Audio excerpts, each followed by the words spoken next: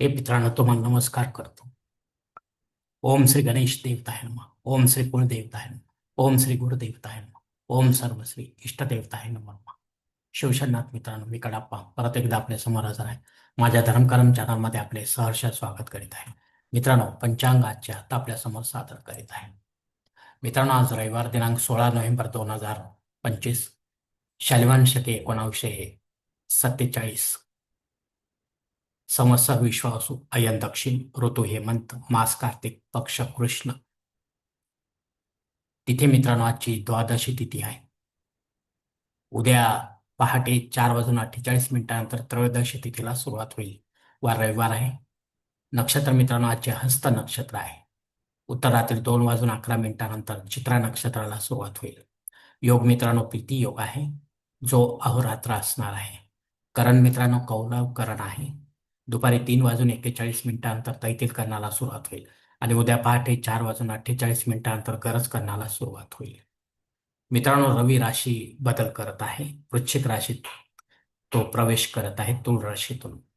दुपारी 1:37 याचा पुण्यकाळ सकाळी 7:13 ते 1:37 असणार आहे दुपारी.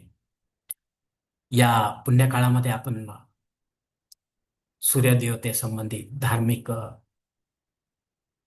उपासना करू शकता मित्रांनो. काही दान धर्म देखील करू शकता, मंत्र जप करू शकता मित्रांनो. शाही स्नान, पवित्र नदीमध्ये स्नान देखील करू शकता. जे आपल्याला शक्य आहे ते आपण करावे मित्रांनो. मित्रांनो, प्रमुख ग्रहांची राशीस्थिती पहाटे 5:30 अशी असेल. सूर्य तुळ राशीत असेल, चंद्र कन्या राशीत, गुरु कर्क राशीत आणि शनिदेव मीन राशीत असणार आहे. मित्रांनो, सध्या चंद्र राशीनुसार कुंभ व मीन तसेच मेष राशीना 7:30 सुरू आहे.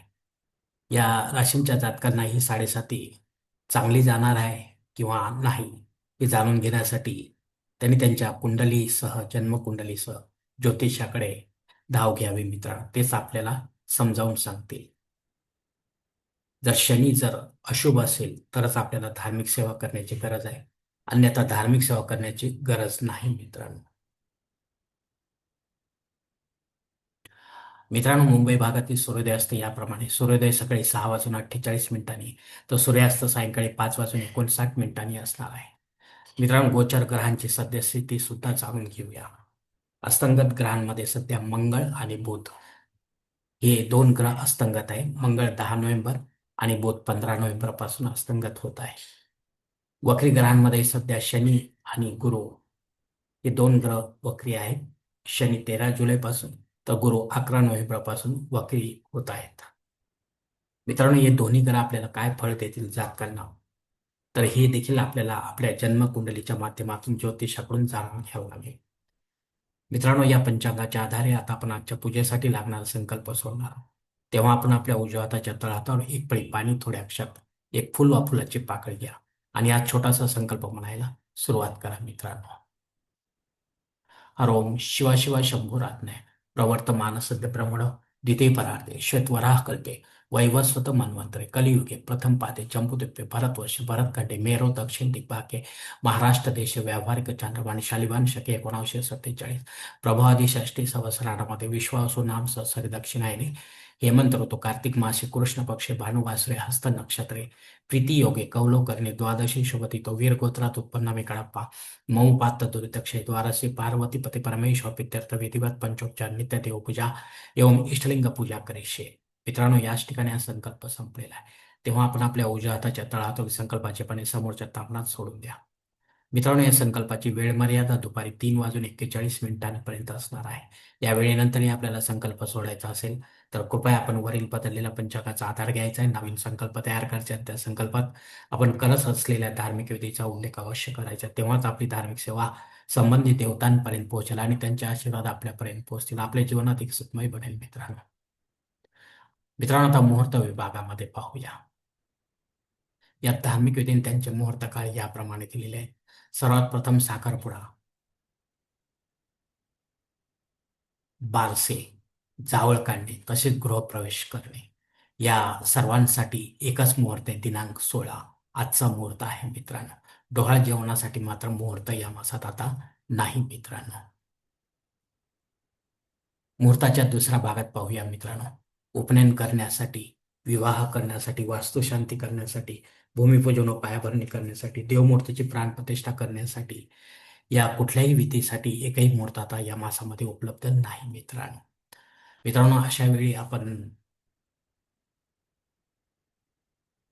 आपल्याला योग्य असलेला मुहूर्त आपल्याला निवडायचा आहे. आजचा मुहूर्त जर आपल्यासाठी असेल जन्मकुंडलीच्या माध्यमातून, तरच आपण तो निवडावा, जेणेकरून आपल्या मुहूर्तामध्ये कोणत्याही प्रकारची बाधा उत्पन्न होणार नाही आणि मुहूर्ताचे पूर्णपणे फळ आपल्याला प्राप्त होईल मित्रांनो. आणि हा मुहूर्त जर आपल्याला जमत नसेल, तर मग मात्र आपण स्वतःहून किंवा पंडिताच्या माध्यमातून यापेक्षा वेगळा काही मुहूर्त निर्माण करण्याचा प्रयत्न करू नका. कारण मुळात तो मुहूर्तच नसल्यामुळे त्याचा आपल्याला काही एक उपयोग होणार नाही मित्रांनो. त्यात काही ना काही कमतरता असणार आहे. त्यामुळे आपल्याला मिळणाऱ्या फळामध्ये देखील कमतरता असणार आहे मित्रांनो, हे लक्षात घ्या.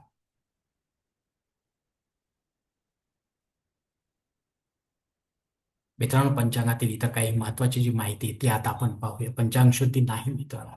दिनविशेषमध्ये तिथी वासर कालच्या एकादशीचा आज सकाळी 9:10 या वेळेपर्यंत आपल्याला उपवास सोडायचा नाही, हे लक्षात घ्या मित्रांनो.